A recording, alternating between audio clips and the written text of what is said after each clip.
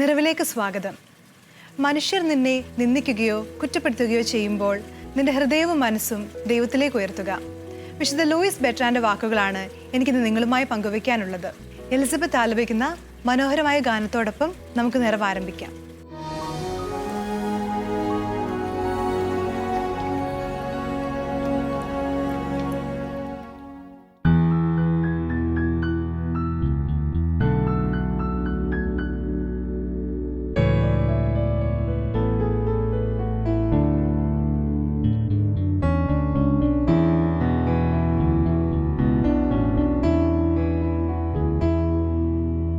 ഓരോ നിമിഷവും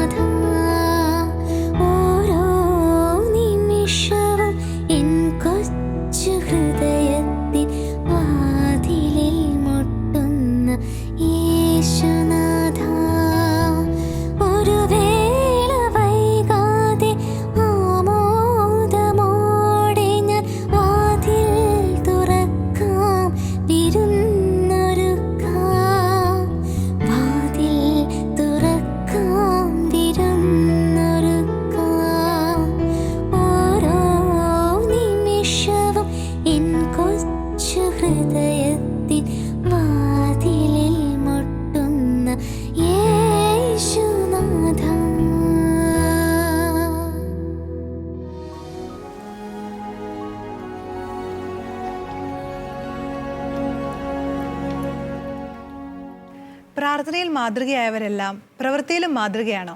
ഈ വിഷയം നമ്മളുമായി ചർച്ച ചെയ്യുന്നത് മെർലിൻ ടീച്ചറാണ്.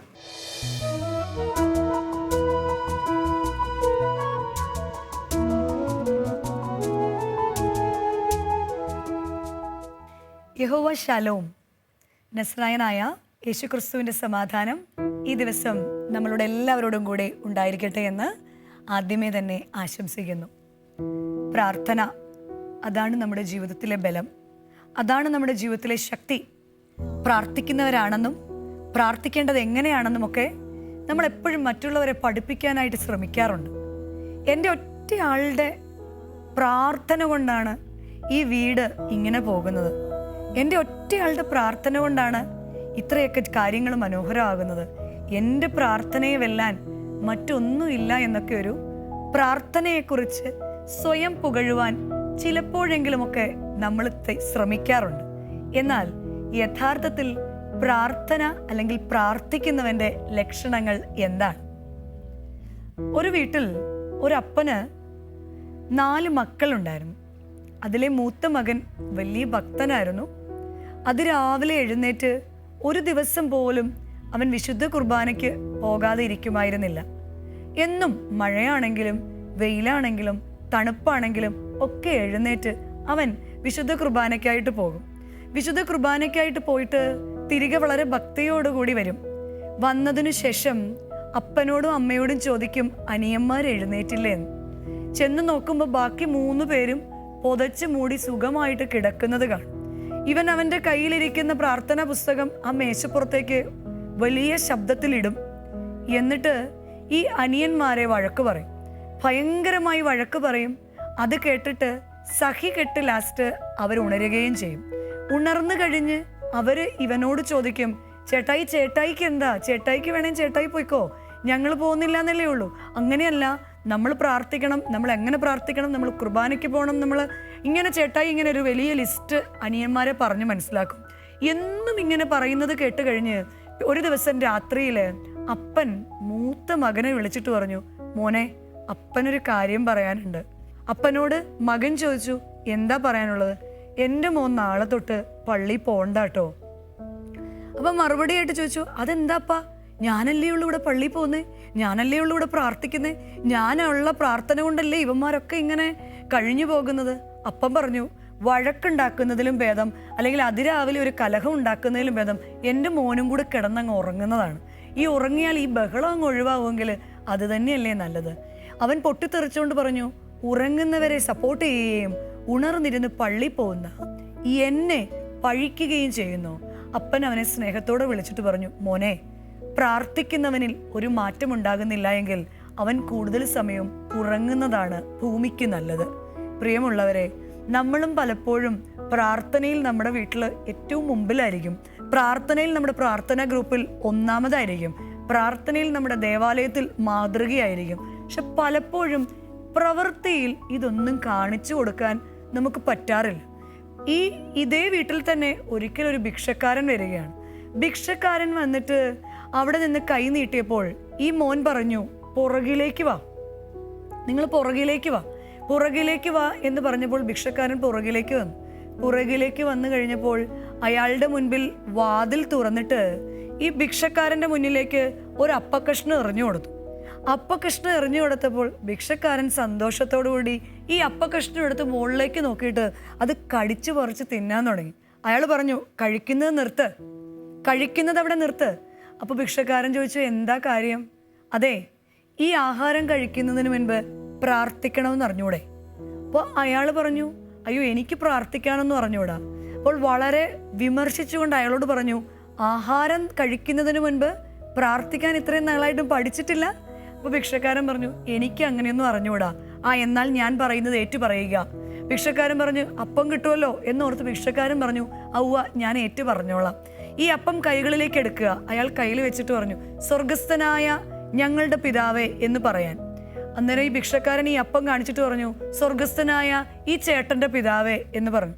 അപ്പോൾ സ്വർഗസ്ഥനായ ഈ ചേട്ടൻ്റെ പിതാവല്ല, സ്വർഗസ്ഥനായ ഞങ്ങളുടെ പിതാവേ എന്ന് പ്രാർത്ഥിക്കുക. അന്നൊരു ഭിക്ഷക്കാരൻ ഒന്ന് നിർത്തിയിട്ട് ചോദിച്ചു, ചേട്ടൻ്റെ പേരെന്താ? അന്നേരം ഇയാൾ പറഞ്ഞു, എൻ്റെ പേര് മാത്യു ചാക്കോ. ഭിക്ഷക്കാരനോട് പറഞ്ഞു, കാര്യമൊക്കെ നിൽക്കട്ടെ, പ്രാർത്ഥിക്കുക. ഭിക്ഷക്കാരൻ ഉടനെ ആഹാരം എടുത്തിട്ട് പറഞ്ഞു, സ്വർഗസ്ഥനായ മാത്യു ചാക്കോ ചേട്ടൻ്റെ പിതാവേ. വീണ്ടും അയാൾ പറഞ്ഞു, നിർത്തുക, ഇയാൾ എന്താ പറയുന്നത്? സ്വർഗസ്ഥനായ ഞങ്ങളുടെ പിതാവേ എന്നല്ലേ പ്രാർത്ഥിക്കേണ്ടത്?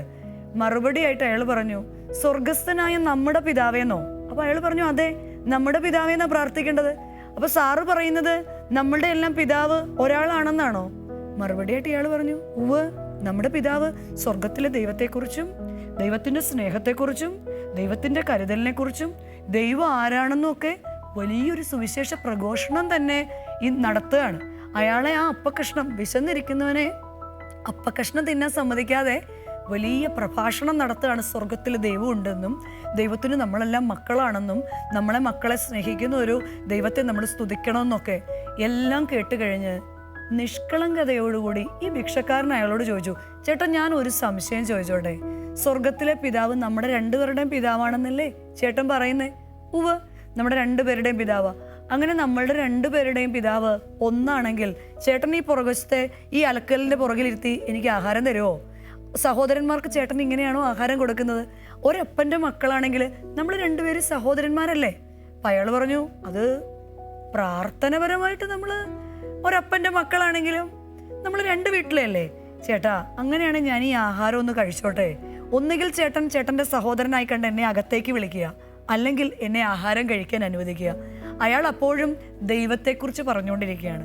പ്രിയമുള്ളവരെ, നമുക്ക് ദൈവത്തെക്കുറിച്ച് പറയാൻ 100 നാവാണ്. പ്രാർത്ഥനയെക്കുറിച്ച് പറയാൻ ഒരുപാട് കാര്യങ്ങളുണ്ട്. നമ്മുടെ ജീവിതത്തിലെ അത്ഭുതങ്ങളെക്കുറിച്ചൊക്കെ പറഞ്ഞ് മറ്റുള്ളവരെ പ്രബോധിപ്പിക്കുവാൻ നമുക്ക് വലിയ ജിജ്ഞാസയാണ്. പക്ഷേ പലപ്പോഴും പ്രാർത്ഥിക്കുന്നവന് സ്വയം നിയന്ത്രിക്കാൻ സാധിക്കാറുണ്ടോ?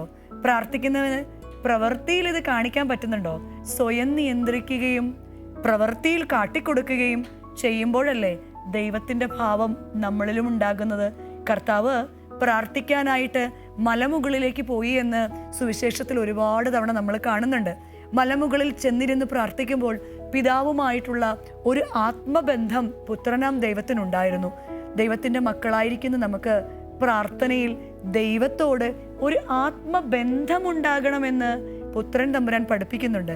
എന്നാൽ പകൽ നേരത്ത് അനാഥരുടെ ഇടയിലും ആലംബഹീനരുടെ ഇടയിലും രോഗികളുടെ ഇടയിലും കുഷ്ഠരോഗികളുടെ ഇടയിലും മോശപ്പെട്ട എന്ന് സമൂഹം മാറ്റി നിർത്തുന്ന ആളുകളുടെ ഇടയിലുമൊക്കെ ഇറങ്ങിച്ചെന്ന് അവർക്ക് വേണ്ടി പ്രവർത്തിക്കുവാൻ, അവരിൽ ഒരാളാകുവാൻ കർത്താവിന് സാധിക്കുന്നത് പോലെ കർത്താവിൻ്റെ വഴിയിൽ ക്രിസ്ത്യാനിയാണ് ഞാനെന്ന് പറഞ്ഞ് നാവുകൊണ്ട് പറയുകയും പള്ളിയിൽ പോകുകയും പ്രാർത്ഥിക്കുകയും ചെയ്യുന്നവന് സാധിക്കുമ്പോൾ മാത്രമാണ് ക്രിസ്തുവിനെ പോലെ ആയിത്തീരുവാൻ, പ്രാർത്ഥിക്കുന്നവനാണെന്ന് പറയുവാൻ, പ്രാർത്ഥിക്കുന്നവനാണെന്ന് അവകാശപ്പെടുവാൻ നമുക്ക് ഓരോരുത്തർക്കും സാധിക്കുന്നത്.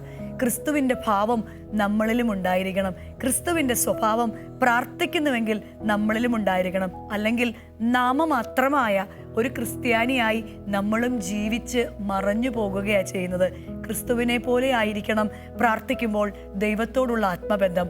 ക്രിസ്തുവിനെ പോലെ ആയിരിക്കണം പ്രവർത്തനങ്ങളിൽ മറ്റുള്ളവരുടെ ഇടയിൽ ആരെയും മാറ്റി നിർത്താതെ ഏവരെയും ചേർത്ത് പിടിച്ച് പാർശ്വവൽക്കരിക്കപ്പെട്ടവരെയും ഒറ്റപ്പെട്ടവരെയും അവഗണിക്കപ്പെട്ടവരെയും ചേർത്ത് നിർത്തുവാൻ ക്രിസ്തു യേശു കാണിച്ച ആ ഒരു ഭാവം നമുക്കും ഉണ്ടായിരിക്കണം. പിതാവിൻ്റെ സ്നേഹം പുത്രനിലേക്കും പുത്രൻ്റെ സ്നേഹം ലോകത്തിലേക്കും കൊടുക്കുവാൻ പരിശുദ്ധാത്മാവ് വന്നതുപോലെ പരിശുദ്ധാത്മാവ് നമ്മുടെ ഉള്ളിൽ നിറഞ്ഞ് മറ്റുള്ളവരെ സ്നേഹിക്കുവാൻ, മറ്റുള്ളവരെ കരുതുവാൻ, മറ്റുള്ളവരുടെ ഭാരം വഹിക്കുവാൻ, ഇല്ലാത്തവനെ തേടിപ്പിടിച്ച് അവൻ്റെ ഇടങ്ങളിലേക്ക് ചെന്ന് അവനെ സ്നേഹിക്കുവാൻ നമുക്ക് സാധിക്കുമ്പോൾ മാത്രമാണ് പ്രാർത്ഥന എന്നതുകൊണ്ട് നമ്മുടെ ജീവിതത്തിൽ അനുഗ്രഹം ഉണ്ടാവുന്നത്. ഞാൻ എത്ര പ്രാർത്ഥിച്ചെന്നോ, ഞാൻ എത്ര നേരം പ്രാർത്ഥിച്ചെന്നോ, ഞാൻ എങ്ങനെ പ്രാർത്ഥിച്ചുവെന്നോ അല്ല. ദൈവത്തിന് എൻ്റെ പ്രാർത്ഥന ഇഷ്ടകമാകണമെങ്കിൽ എൻ്റെ പ്രവർത്തനങ്ങളും ദൈവത്തിന് ഇഷ്ടമാകണം. പ്രാർത്ഥിക്കുന്നവൻ്റെ നാവ്, പ്രാർത്ഥിക്കുന്നവൻ്റെ ചിന്ത, പ്രാർത്ഥിക്കുന്നവൻ്റെ കൈകൾ പ്രയോജനമുള്ളതായി തീരണം. അപ്പോൾ മാത്രമാണ് ഒരു ക്രിസ്ത്യാനിയാണെന്ന് അവകാശപ്പെടാൻ സാധിക്കുന്നത്. പ്രാർത്ഥിക്കുന്നവൻ്റെ നാവിൽ ദൈവ സ്നേഹവും, പ്രാർത്ഥിക്കുന്നവൻ്റെ കയ്യിൽ ദൈവത്തിൻ്റെ കരവും, പ്രാർത്ഥിക്കുന്നവൻ്റെ കാല് ദൈവത്തിനു വേണ്ടി നടക്കുകയും ചെയ്യുമ്പോൾ മാത്രമാണ് പ്രാർത്ഥന മറ്റുള്ളവരുടെ മുൻപിൽ മാതൃകയുള്ളതായി തീരുന്നതും നമ്മുടെ സ്വന്തം ജീവിതത്തിന് അനുഗ്രഹമായി തീരുന്നതെന്ന് പ്രാർത്ഥനയിൽ നമ്മൾ മനസ്സിലാക്കണം. പരിശുദ്ധ വേദപുസ്തകത്തിൽ പ്രാർത്ഥനയിൽ നമുക്ക് മാതൃകയാക്കാൻ സാധിക്കുന്ന ഒരു യുവാവാണ് ദാനിയേൽ പ്രവാചകൻ. ദാനിയേൽ പ്രവാചകന്റെ പുസ്തകത്തിൽ ദാനിയേൽ പ്രവാചകൻ അന്യരാജ്യത്ത് പ്രവാസകാലത്താണ്. അന്യരാജ്യത്ത് ഒരു നിയമമുണ്ടായി, രാജാവിനെ മാത്രമേ ആരാധിക്കാവൂ എന്ന്. ദാനിയേൽ പ്രവാചകന്റെ പുസ്തകത്തില് 6-ാം അധ്യായത്തിൽ ദാനിയേൽ പ്രവാചകനെ കുടുക്കുവാൻ വേണ്ടിയാണ് അങ്ങനെ ഒരു കൽപ്പന രാജാവിനെ കൊണ്ട് ആ നാട്ടിലെ മന്ത്രിമാർ പുറപ്പെടുവിച്ചത്. എന്നാൽ ദാനിയേൽ ആകട്ടെ 6-ാം അധ്യായത്തിൽ പറയുകയാണ്, ദാനിയേൽ പതിവ് പോലെ 3 നേരം ദൈവസന്നിധിയിൽ പ്രാർത്ഥിച്ചിരുന്നു എന്ന്. രണ്ടാമത് പറയുകയാണ്, ദാനിയേൽ യെരുശലേമിന് നേരെയുള്ള കിളിവാതിൽ തുറന്നിട്ട് പ്രാർത്ഥിച്ചു എന്ന്. മൂന്നാമത് നമുക്ക് കാണാം, ദാനിയേലിനെ സിംഹക്കുഴിയിലേക്ക് രാജാവ് തള്ളിയിട്ടപ്പോഴും ദാനിയേലിന്റെ മുൻപിൽ സിംഹം പോലും മുട്ടുകുത്തി നിന്ന് ദാനിയേലിന്റെ പ്രാർത്ഥന പഠിക്കുകയാണ്. 4, രാജാവ് പിറ്റേ പ്രഭാതത്തിൽ വന്നിട്ട് ദാനിയേലെ നിന്റെ ദൈവം നിന്നെ രക്ഷിച്ചോ എന്ന് ചോദിക്കുമ്പോൾ ദാനിയേൽ മറുപടി പറയുന്ന മറുപടി ഇങ്ങനെയാണ്, രാജാവ് ദീർഘായുസോടെ ഇരിക്കട്ടെ എന്ന്. പ്രിയമുള്ളവരെ, ദാനിയേലിന്റെ പ്രാർത്ഥന നമ്മളുടെ ജീവിതത്തിൽ നമ്മളും പഠിക്കേണ്ടിയിരിക്കുന്നു. ഒന്ന്, ഏത് തന്നെ സാഹചര്യം വന്നാലും, എന്ത് തന്നെ സന്തോഷം വന്നാലും, എന്ത് തന്നെ സങ്കടങ്ങൾ വന്നാലും ദാനിയേൽ തൻ്റെ പതിവ് പ്രാർത്ഥനകൾ മുടക്കിയിരുന്നില്ല. 2, യെരുശലേമിനു നേരെ കിളിവാതിൽ തുറന്നിട്ട് പ്രാർത്ഥിക്കുന്ന ദാനിയേൽ. യെരുശലേമിന് നേരെ കിളിവാതിലുകൾ തുറന്നിടുക എന്ന് പറയുമ്പോൾ യെരുശലേം അവരുടെ ജനലിന് അപ്പുറമായിരുന്നില്ല, എത്രയോ കാതം അകലെയാണ്.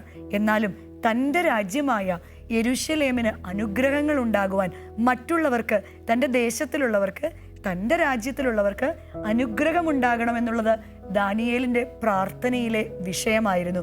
3, സിംഹക്കുഴിയിൽ സിംഹം പോലും ദാനിയേലിന്റെ പ്രാർത്ഥന പഠിച്ചെങ്കിൽ നമ്മൾ ഓർക്കുക, നമ്മളോടൊപ്പം ചേർന്നിരിക്കുന്നവർ നമ്മുടെ പ്രാർത്ഥനയിൽ നമ്മെ പോലെ ആയിത്തീരുവാൻ, അല്ലെങ്കിൽ മറ്റുള്ളവരുടെ പ്രാർത്ഥന കണ്ട് ഞാൻ പഠിച്ചു എന്ന് പറയാൻ തക്കവണ്ണം ഒരു പ്രാർത്ഥന, വിശുദ്ധിയുള്ള പ്രാർത്ഥന, ആത്മാവുള്ള പ്രാർത്ഥന നമുക്ക് സാധിക്കുന്നുണ്ടോ? 4, നമുക്ക് കാണാൻ സാധിക്കുന്നത് ദാനിയേല് രാജാവിനോട് പറയാ, രാജാവ് ദീർഘായുസോടെ ഇരിക്കട്ടെ എന്ന്. ആരെയാണ് ദാനിയേൽ അനുഗ്രഹിക്കുന്നത്? തന്നെ സിംഹത്തിൻ്റെ കുഴിയിലേക്ക് തള്ളിയിട്ട രാജാവിനെ. നമ്മെ ഉപദ്രവിക്കുന്നവരെ, നമ്മളെ വിഷമിപ്പിക്കുന്നവരെ, നമ്മെ വെറുക്കുന്നവരെ, അവർക്ക് വേണ്ടി പ്രാർത്ഥിക്കാൻ നമുക്ക് സാധിക്കാറുണ്ടോ? രാജാവ് ദാനിയേലിനെ കൊല്ലാൻ ശ്രമിച്ചിട്ടും ദാനിയേലിന്റെ വായിൽ നിന്ന് വന്ന ആദ്യത്തെ വാക്ക് രാജാവ് ദീർഘായുസ്സോടെ ഇരിക്കട്ടെ എന്നാണ്. അങ്ങനെയെങ്കിൽ ഈ ദിവസത്തിൽ നമ്മുടെ പ്രാർത്ഥനയും ദാനിയേലിന്റെ പ്രാർത്ഥനയോട് ചേർത്ത് വെക്കാം. 1, പ്രാർത്ഥനയിൽ മുടക്കം വരുത്താത്തവരാകാം. 2, മറ്റുള്ളവർക്ക് വേണ്ടിയും പ്രാർത്ഥിക്കുന്നവരാകാം. 3, മാതൃകയോടെ ജീവിച്ച് മറ്റുള്ളവരെ പ്രാർത്ഥനാ ജീവിതത്തിലേക്ക് ആകർഷിക്കുന്നവരാകാം. 4, പരമപ്രധാനമായ കാര്യം, മറ്റുള്ളവരെ അനുഗ്രഹിച്ച് പ്രാർത്ഥിക്കാം. ഉപദ്രവിക്കുന്നവരെ, വെറുക്കുന്നവരെ, കുറയ്ക്കുന്നവരെ, പരിഹസിക്കുന്നവരെ അനുഗ്രഹിച്ച് പ്രാർത്ഥിക്കുവാൻ നമുക്ക് ഓരോരുത്തർക്കും സാധിക്കുമ്പോഴാണ് ദാനിയേലിനെ പോലെ പ്രാർത്ഥിച്ചു എന്ന് പറയാൻ സാധിക്കുന്നത്. ദേവാലയത്തിൽ പോകുകയും അന്നം കൊടുക്കുകയും ചെയ്തിട്ട് പ്രവൃത്തിയിൽ അത് ശ്രേഷ്ഠമാകുന്നില്ല എങ്കിൽ, പ്രാർത്ഥനയിൽ നീതീകരിക്കപ്പെടുന്നില്ല എങ്കിൽ നമ്മുടെ പ്രാർത്ഥനകൾ വ്യർത്ഥമായി പോകും. ആയതുകൊണ്ട് ഈ ദിവസത്തിൽ ദൈവമേ, എൻ്റെ പ്രാർത്ഥന നിന്റെ സന്നിധിയിൽ നന്മയുള്ളതാകുന്ന നല്ല പൂക്കളായി തീരട്ടെ എന്ന് പ്രാർത്ഥിക്കാം, ആശംസിക്കാം. ആയതിന് ദൈവത്തിൻ്റെ പരിശുദ്ധാത്മാവ് എല്ലാവരെയും സഹായിക്കട്ടെ എന്ന് പ്രാർത്ഥിക്കുന്നു, ആശംസിക്കുന്നു. നന്ദി.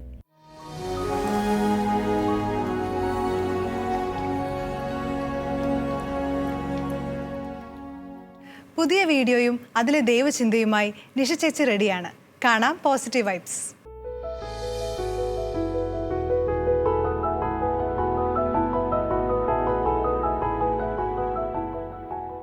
പോസിറ്റീവ് വൈബ്സിലേക്ക് സ്വാഗതം. മനുഷ്യൻ്റെ സമ്പന്നതയ്ക്ക് വ്യത്യസ്തമായൊരു നിർവചനം നൽകിയ ഒരു പിതാവിൻ്റെയും മകൻ്റെയും കഥയാണ് ഇന്ന് നമ്മൾ കാണുന്നത്.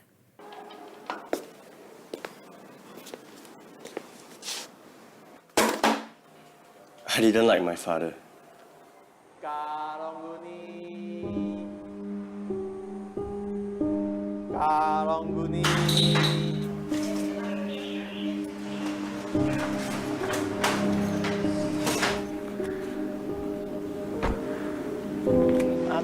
Thank you. He was poor and unsuccessful, despite working harder than all my friends' fathers. I didn't think he was very smart.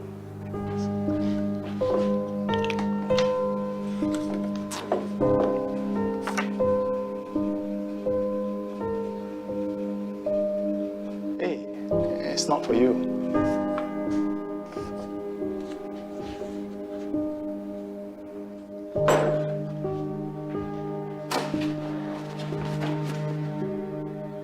I've never seen him as an inspiration. Hey, what? We are late for school. Oh, yeah, school. Sorry. Oh, here's your pocket money. Here's a bit of extra. Time to pay your taxes.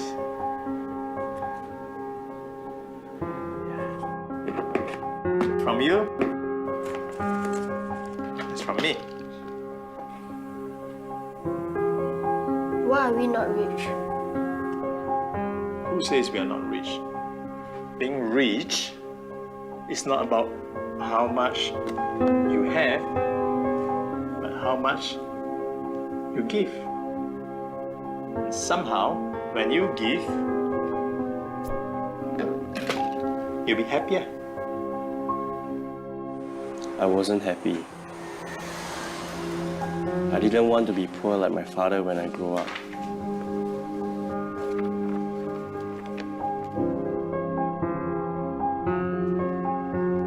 I knew I wanted to be more successful than my father.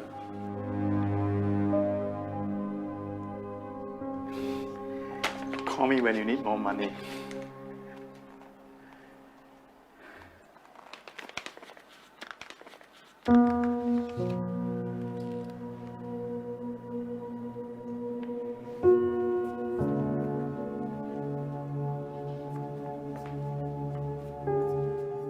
Are you coming back for reunion dinner this year? No, I'm not coming home this year. Yeah, new job here. Maybe after New Year, we'll see. Yeah, I'm really busy now. Okay, bye.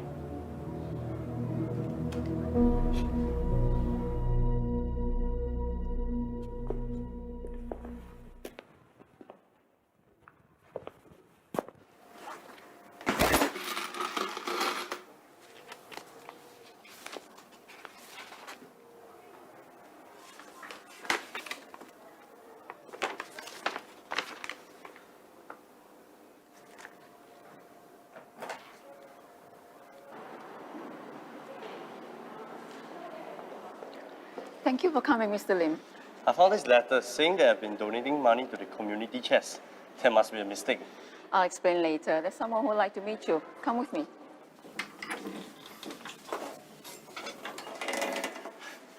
Thank you for coming, Mr. Lim. Wow, your father has told us a lot about you.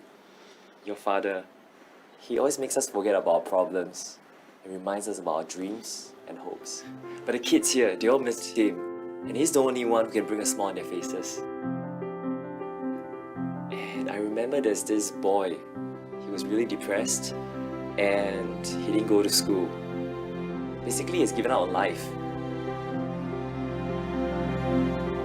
But your father, he reads to this boy regularly. This boy has now grown up to be a really useful person. Your father could have retired comfortably, but he chose to continue working so he can help even more people. He was a selfless man. It's just that he didn't tell anyone about his sickness.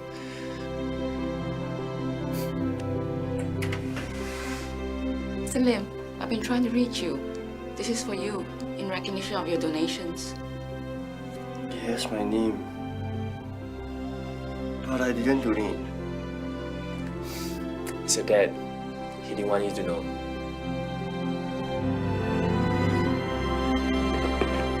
It's from you. It's from me.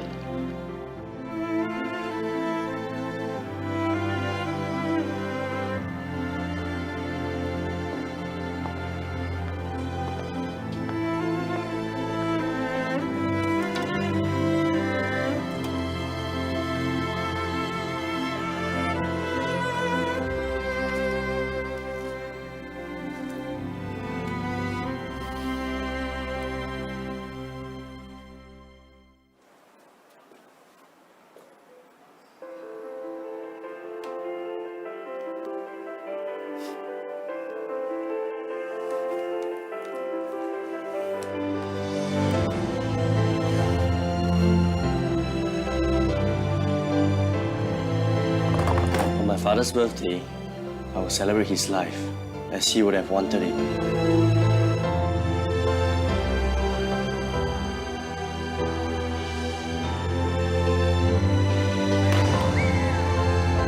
I could almost hear him say, Being rich is not about how much you have,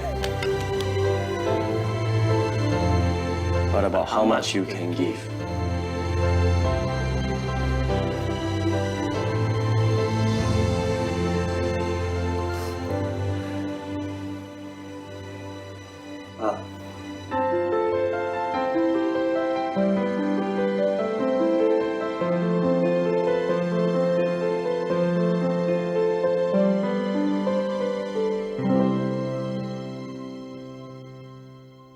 സമ്പന്നത ശേഖരിച്ചു വയ്ക്കലല്ല, മറിച്ച് ദാനം ചെയ്യലാണ് എന്ന് നിരന്തരമായി ഓർമ്മിപ്പിക്കുന്നതിലൂടെ ഹൃദയം കൊണ്ട് സമ്പന്നനാകേണ്ടതെങ്ങനെ എന്ന പാഠമാണ് ഈ പിതാവ് തൻ്റെ മകന് പകർന്നു കൊടുക്കുന്നത്.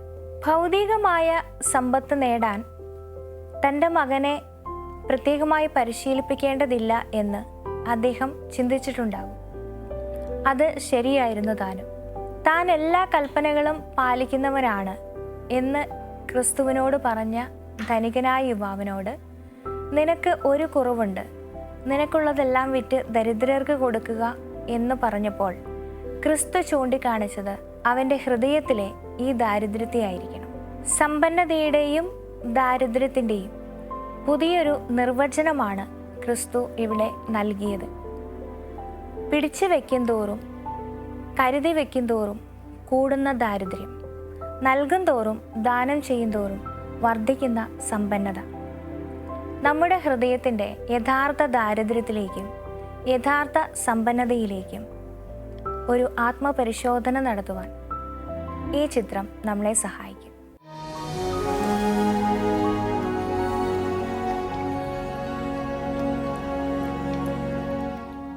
വിശുദ്ധ ലൂയിസ് ബെട്രാൻ്റെ വാക്കുകൾ ഒരിക്കൽ കൂടി പറയാൻ ഞാൻ ആഗ്രഹിക്കുന്നു.